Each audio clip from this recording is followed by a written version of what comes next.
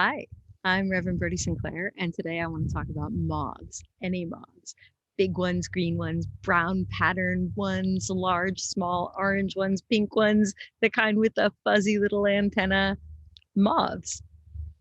Feel, sense, or imagine with me what it is to be lifted in an air current, moving, fluttering in a warm night air.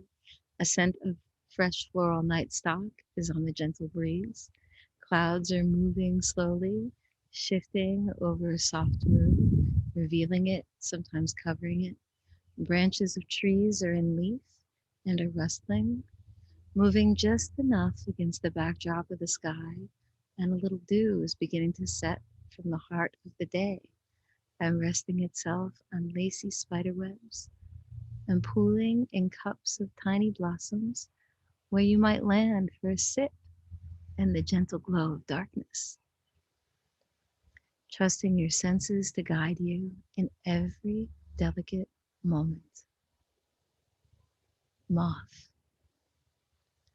I've been learning about moths lately, much like we learn about the meaning of bear or wolf or eagle.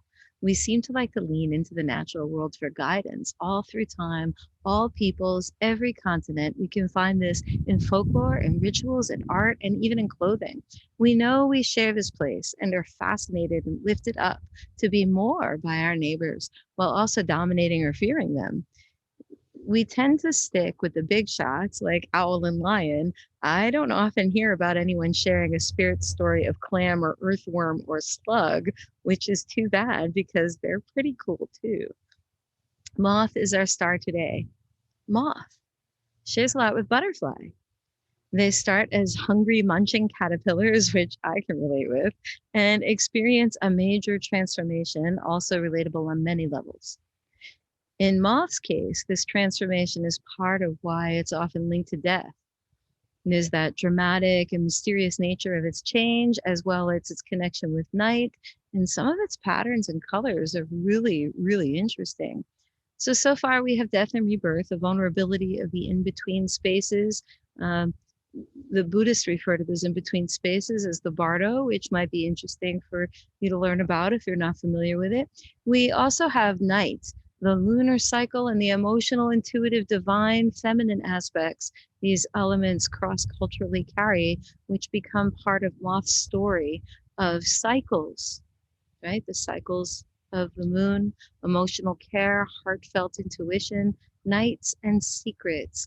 Tenderness is here as a strength and a guiding force.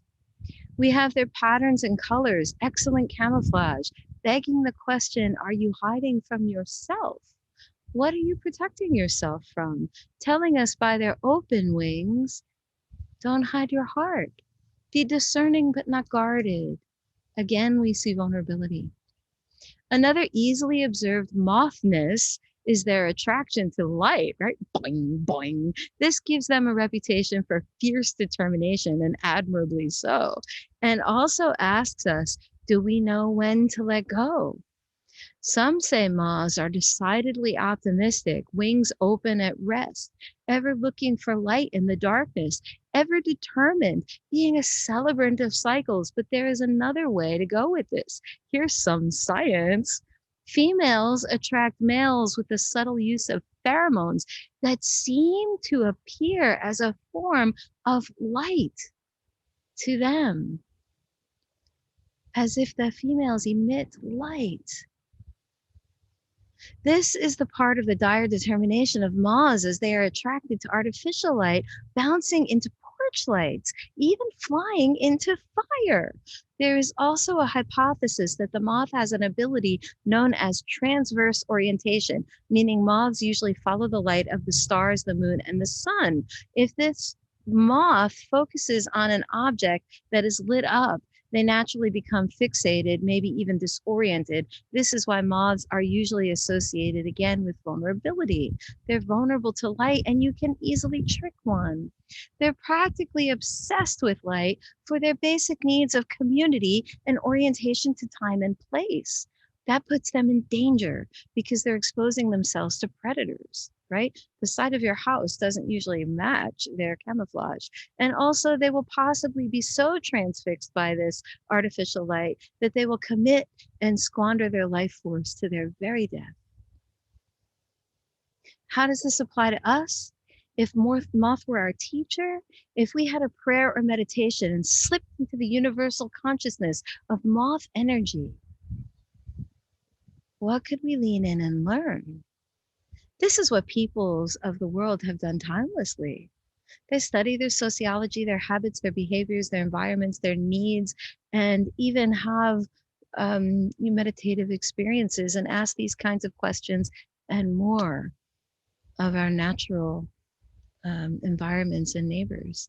This is how we understand what a spirit animal guide has to offer us. So, Moth energy shares understand your vulnerabilities as both gifts and strengths, as well as places to understand and protect. From experience and inner knowing, they share the presence of cycles in all things. The subtleties of the universe resides in them. Indeed, is the most important part of them. It reminds each of us of ourselves as a divine spark. If we trust our instincts and emotions, we experience the cycles around us and our connections to ourselves, each other, and even the greater cycles of the universe if we allow our hearts to guide us. Optimism, faith, cycles, and generosity of being fully committed in what we do is something they share with us as possible. But even with all of their wisdom and secrets they hold as night beings, transformational marvels, as masters of both disguise and matters of the heart, they ask us not to hide from ourselves, but to be present, that it's imperative.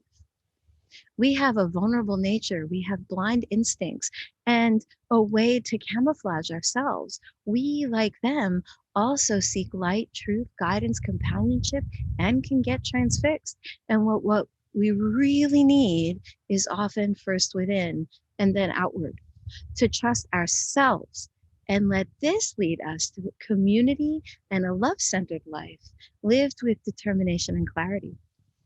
Moth implores us with its very life to know the difference between real light that comes from within and connects us, sharing with us the kind of vulnerable vitality of intuition that comes with living into the dark and expanding our unique divine spark as we are made, versus false light that traps us and pulls us away into our most vulnerable and dangerous, disconnected, and maybe even a frantic or lost condition. Rumi reminds us only from the heart can you touch the sky. I am grateful for all of our neighbors and my clumsy place in nature among these gentle teachers. I'm Reverend Birdi Sinclair. Thank you. Ama la vida de otro.